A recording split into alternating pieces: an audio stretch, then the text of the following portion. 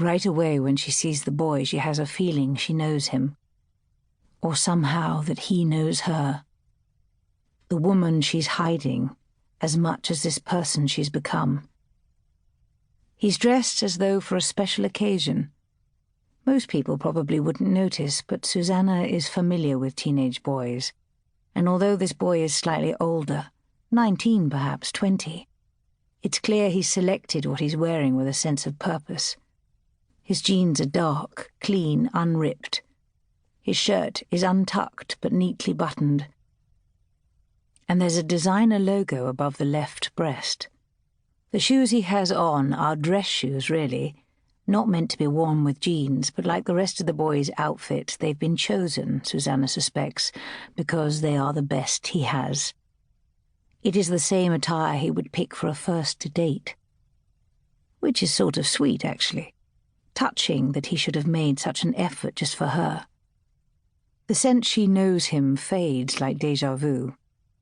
What she puts it down to after the initial jolt is the boy's, the young man's, unquestionable good looks.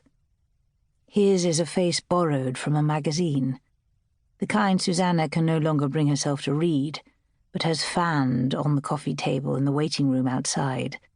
Less a waiting room, more a co-opted landing, one she shares with a dentist, Ruth, who practices in the room at the other end of the converted Muse house. Between them, in an opened-out bedroom at the top of the stairs, is the desk used mainly by Alina, the Ukrainian woman who doubles as Ruth's dental assistant and their receptionist. And downstairs, with a separate entrance, is an antique shop. Its full is stocked, but never open, and neither Susanna nor Ruth have ever met the owner. They joke that the antiques business is just a front, for money launderers, the Devon Mafia, ISIS. The truth, Susanna thinks, is that the owner runs the business mainly online and only ever meets clients by appointment. The truth is boring, and Susanna prefers it. But Ruth has a predilection for the dramatic. Sometimes Susanna wonders how Ruth would react if she were to discover the truth about her. The young man, though, his face, he could be a model. He has the bone structure and the blemish-free skin, as well as the eyes, brown and brooding, if not the haircut or the swagger. When he enters the room, he does so as though untrusting of the floorboards. His fringe falls across one eye and gives the impression of peeking out from behind a curtain. Across his torso is a messenger bag.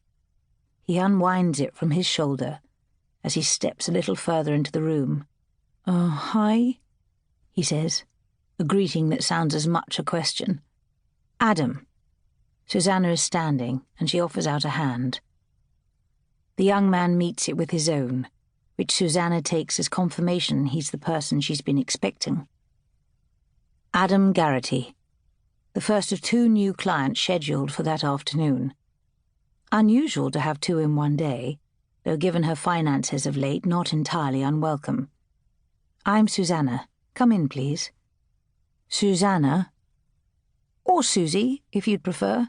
Anything but Mrs. Fenton, or I'll constantly be checking behind me for my mother. It's a joke, and a lie rolled into one, which in Susanna's mind makes it mostly okay. Adam smiles. Susanna, he repeats. Have a seat. Susanna gestures, and Adam follows the path laid out by her outstretched arm. There are 2 upholstered chairs, upright but comfortable, angled across from each other in front of the disused fireplace. A small table bearing glasses and a jug of water positioned between them.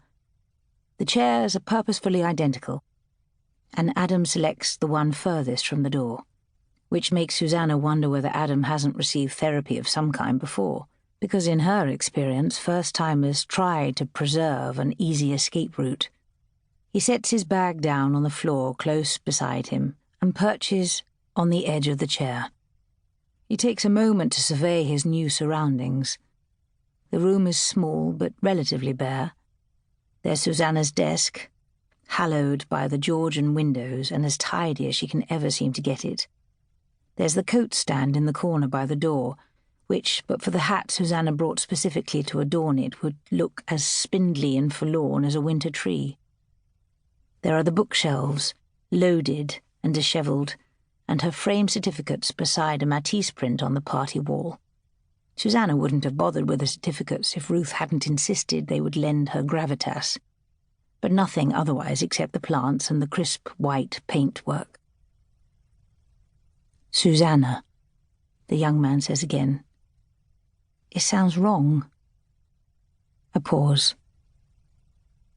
"What I mean is, shouldn't I call you, like, doctor or something?" "Sure, if you want to," Susanna says. "Although I'm not one." She flags the joke this time with a smile. "I'm a counsellor," she clarifies. The joke has fallen flat and she attempts to re-establish a tone of professionalism. A counsellor isn't the same as a clinical psychologist, and it's a completely different field to psychiatry, which isn't to say I'm not qualified. She shifts. "All I'm really trying to explain is that you don't need a doctorate to practice in my field. In fact, in some circles, it's actively discouraged." She tends to do this. Use humour as a defence mechanism, then lurch too far the other way.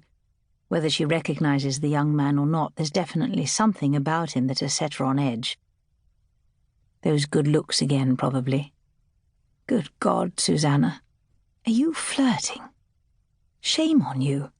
You must be 30 years older than him at least. Susanna feels herself glowing and drops her gaze towards her lap. She picks some fluff from the black of her trousers. "So," she announces, and rehoists her smile. "Why don't you start by telling me a little bit about why you're here?"